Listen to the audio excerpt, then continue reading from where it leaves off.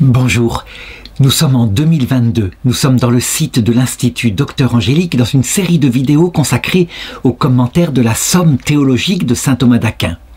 Et j'en suis rendu à la toute dernière question du De Deo Uno, la question 26, qui parle de la béatitude divine, parce qu'en effet, après avoir étudié l'essence de Dieu et son action, il faut maintenant étudier, je dirais, ce qu'on pourrait appeler son accomplissement, son acte pur. Comment est-ce que Dieu vit? Et donc c'est la question qui porte le titre de la béatitude.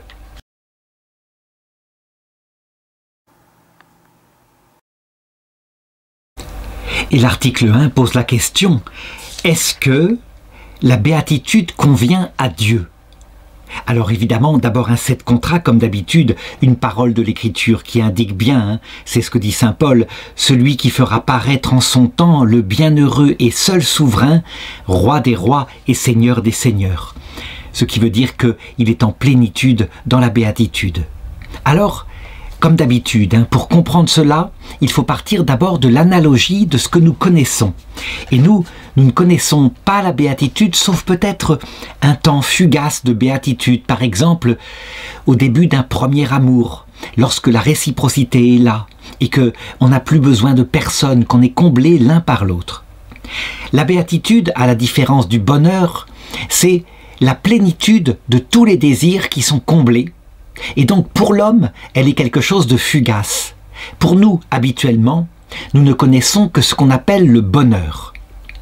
Et le bonheur, c'est un contentement qui nous est suffisant, mais un contentement qui ne correspond tout de même pas au désir d'absolu de notre être. Et le bonheur pour l'homme, c'est donc la pleine possession, autant que faire se peut sur la terre,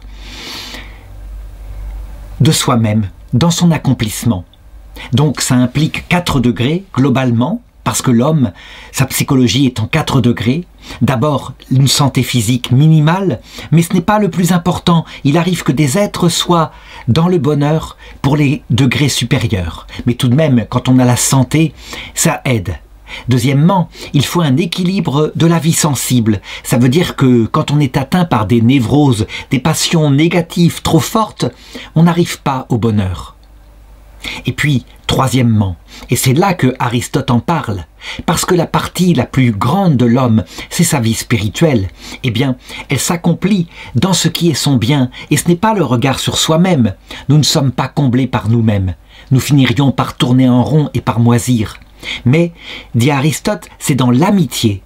L'amitié, c'est aimer un bien, qui est une personne, qui nous dépasse, et donc, forcément, elle comble d'un certain degré notre vie spirituelle, par une attitude juste évidemment, et donc par surcroît, on y trouve le bonheur.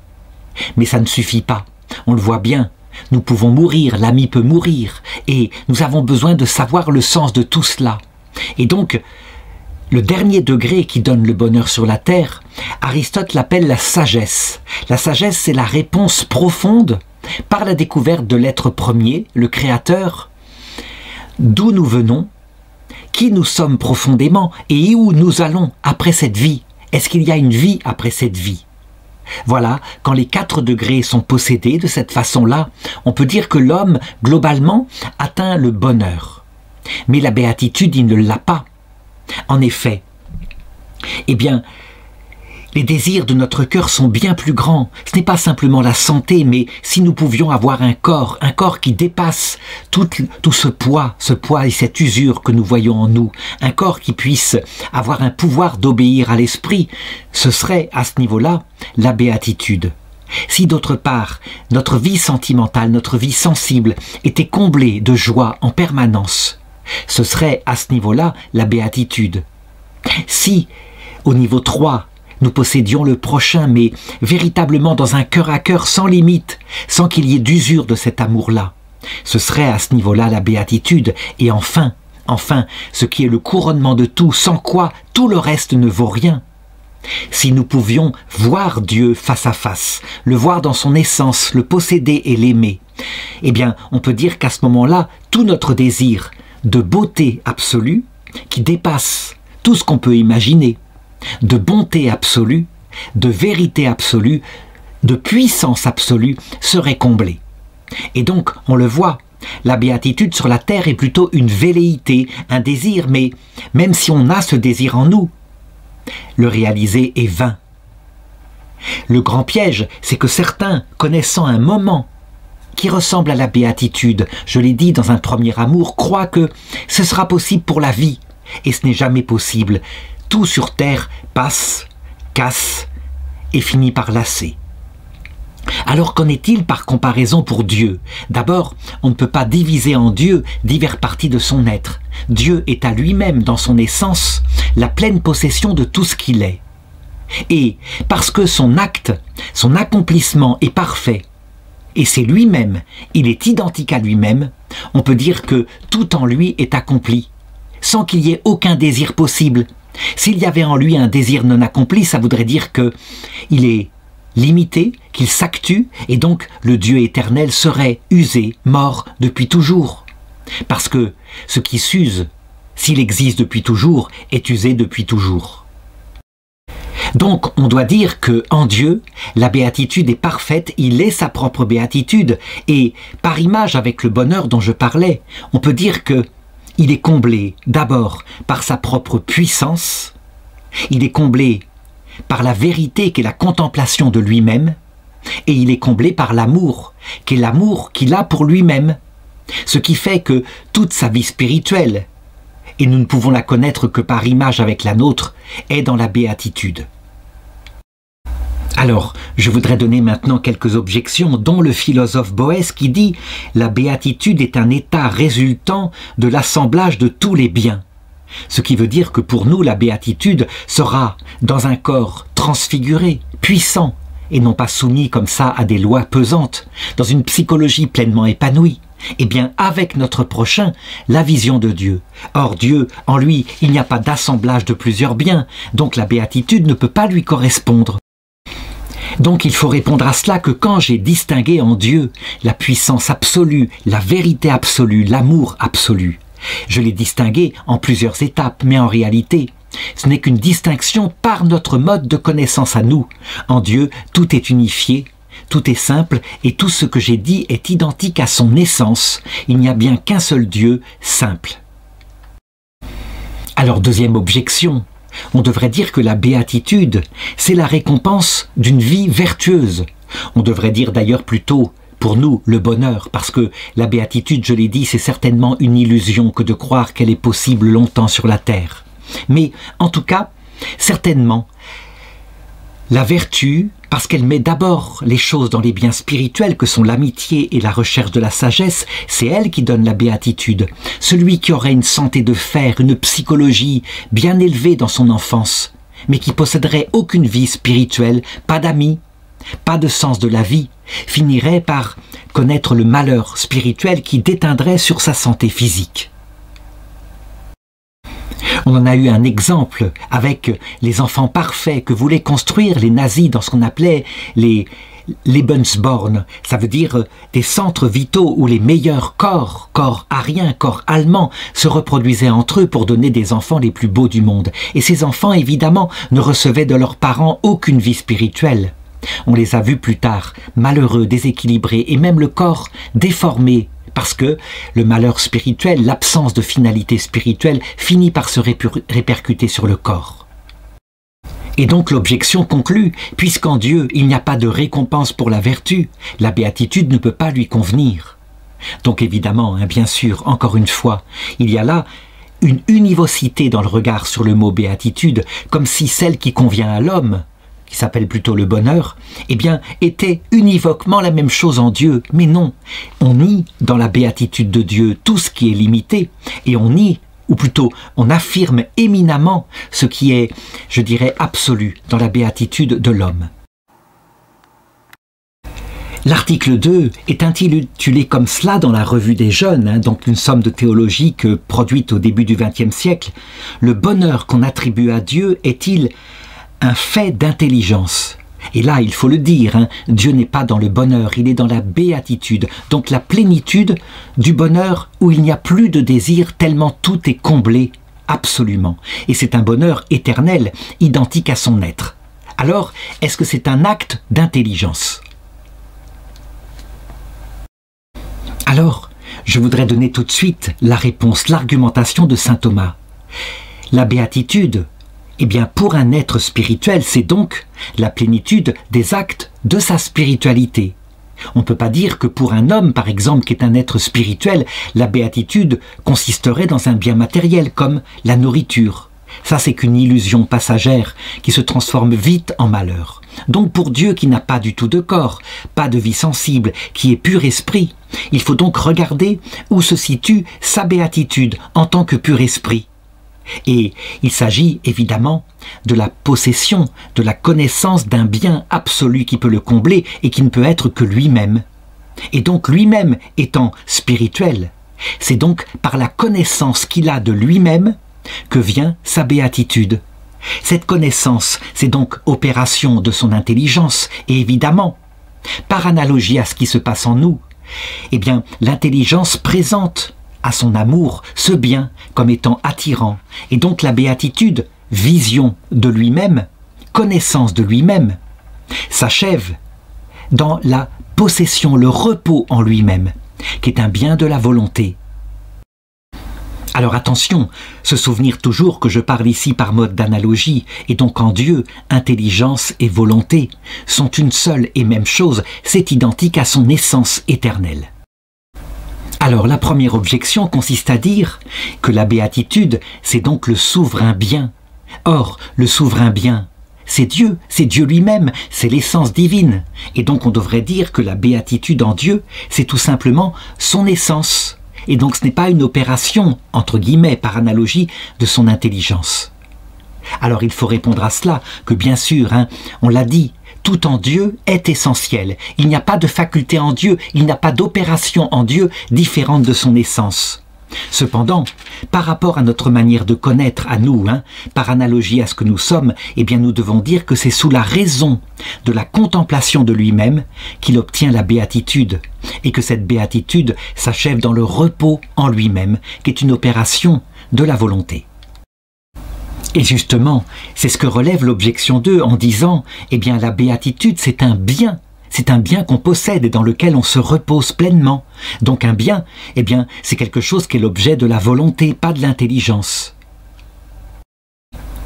Il faut dire que il n'y aurait pas d'opération et de repos de la volonté si, au préalable, l'intelligence ne présentait à la volonté le bien comme étant connu.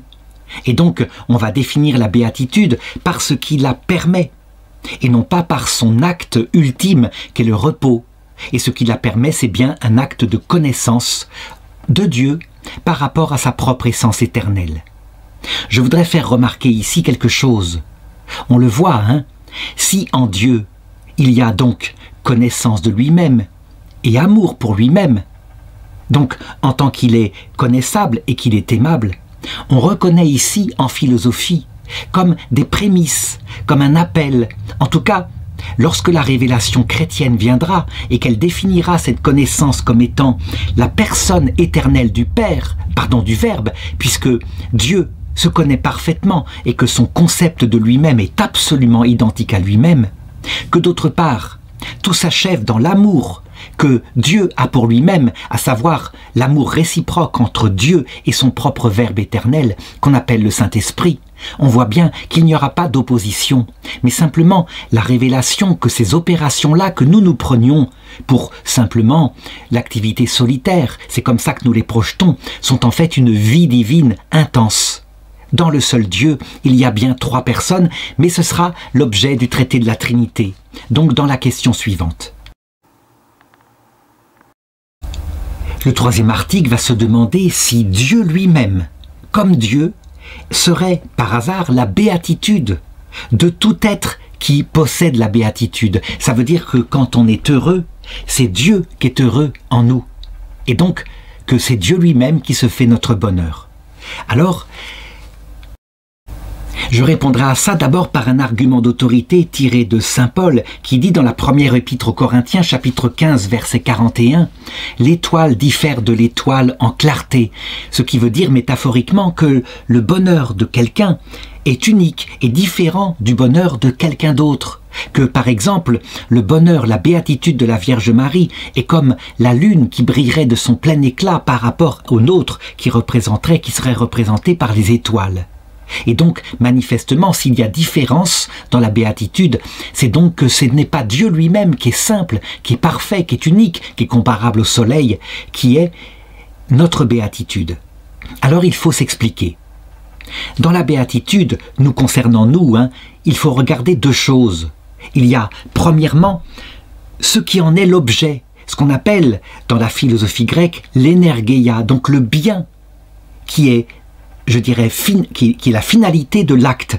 Et puis deuxièmement, il y a l'opération en nous, qui est dans la béatitude, qu'on appelle l'entelegeia. Alors, du côté du bien, qui, je dirais, donne toute l'énergie à l'acte de la béatitude, ça ne peut être que Dieu, bien sûr, et on peut le découvrir dès cette terre en considérant l'aspiration velléitaire de notre esprit au beau absolu, au bien absolu, au bon absolu, à la puissance absolue, qui ne peut se réaliser que en Dieu. Et donc, on doit le dire, nous n'aurons la béatitude que dans la vision de Dieu, puisque l'acte de possession d'un être spirituel se fait par la vision de l'intelligence qui aboutit au repos de la volonté. Et donc, notre intelligence sera comblée par la vérité absolue qu'est Dieu, notre volonté sera dans le repos par le bien absolu qu'est Dieu, et nous serons revêtus de la puissance de Dieu en étant unis à lui, cette puissance nous étant donnée par notre Dieu. Elle se traduira en particulier par la vie éternelle que Dieu nous conférera. En ce qui concerne maintenant l'opération interne qui nous rend heureux, eh bien non, elle est l'actuation de notre être, et notre être est différent de Dieu. Et donc, sous ce rapport-là, Dieu n'est pas notre béatitude, mais Dieu provoque notre béatitude, voilà ce qu'il faut dire. Donc, notre intelligence, surélevée par la lumière de gloire qui lui donnera une puissance surajoutée, atteindra son acte parfait, et donc se reposera dans la vérité totale qui est Dieu, source de toutes les vérités, et notre volonté, pareil pour le bien. À la racine de ces deux facultés, ce sera donc notre âme spirituelle qui en est la source elle-même, qui sera plongée dans une béatitude parfaite, au point que il n'y aura plus aucune souffrance, aucun désir possible. Le désir sera comblé perpétuellement de manière vitale par la vision de Dieu.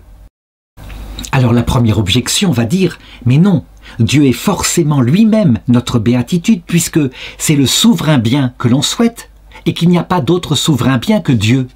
Donc la béatitude elle-même, l'acte de notre intelligence est Dieu lui-même. Il y a parfois, effectivement, à cause du langage hyperbolique que donnent certains mystiques, il y a parfois confusion entre Dieu, objet de notre béatitude, et l'effet en nous, qui est la plénitude de l'activité spirituelle. Et cela aboutit parfois par ceux qui ne savent pas lire ce langage hyperbolique à l'imagination que nous serions dans une fusion avec Dieu. Ça veut dire que, disparaissant dans son infinie puissance, nous deviendrions, dans l'éternité, Dieu lui-même. Or cela n'est pas possible, nous sommes une créature différente de Dieu, qu'il a créée face à lui, un peu comme l'épouse face à l'époux. Et donc, il faut le dire, la béatitude, elle nous sera personnelle et notre personne n'est pas identique à la personne de Dieu, même si elle est unie à la personne de Dieu dans la béatitude, comme l'époux à l'épouse. Cette métaphore de l'épouse et de l'époux est d'ailleurs très très forte, puisque même dans la Bible, on le voit, le langage est hyperbolique dans le livre de la Genèse, quand il est dit qu'ils ne feront plus qu'une seule volonté, et donc, pour le traduire, il est marqué « ils ne feront plus qu'une seule chair ». En réalité, c'est une seule volonté qui fait que pour l'exprimer hyperboliquement, on dit qu'ils ne sont plus qu'une seule chair, en ce sens de un seul être, mais ce sont bien deux êtres qui s'unissent. Deuxième objection, quand on dit que la béatitude est la fin dernière de toute créature spirituelle. Eh bien, la fin dernière, ça ne peut être que Dieu. Donc, il ne faut pas attribuer autre chose que Dieu pour être la béatitude de nous-mêmes, à l'accomplissement des temps. Donc là encore, c'est la même réponse, hein. Il y a, je dirais, ambiguïté sur le terme de béatitude, un peu comme d'ailleurs quand on parle du bonheur. On le voit d'ailleurs dans le couple, quand un époux dit à son épouse « tu es mon bonheur ». En réalité, il n'est pas centré sur le fait que lui va bien en étant avec elle, mais sur elle, normalement.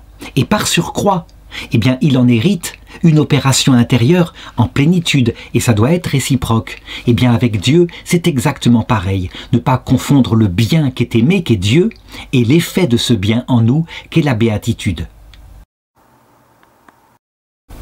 Le 4e article demande, est-ce qu'en la béatitude de Dieu, toute béatitude est comprise?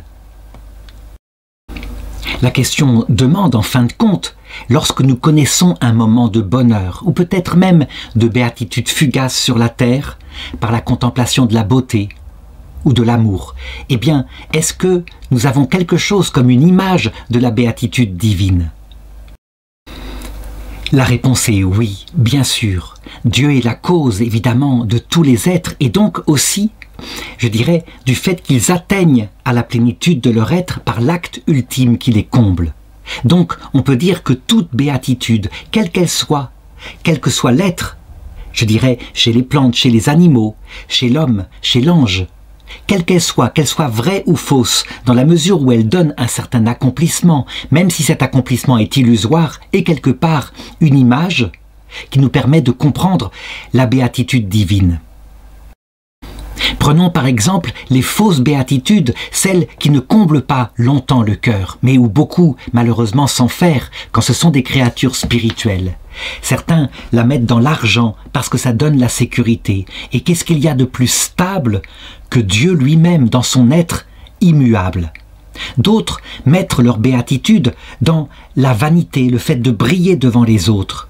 Qu'est-ce qu'il y a de plus brillant que Dieu, créateur de tout et à qui tous doivent adoration? D'autres enfin le mettent dans le plaisir physique, la nourriture ou autre chose.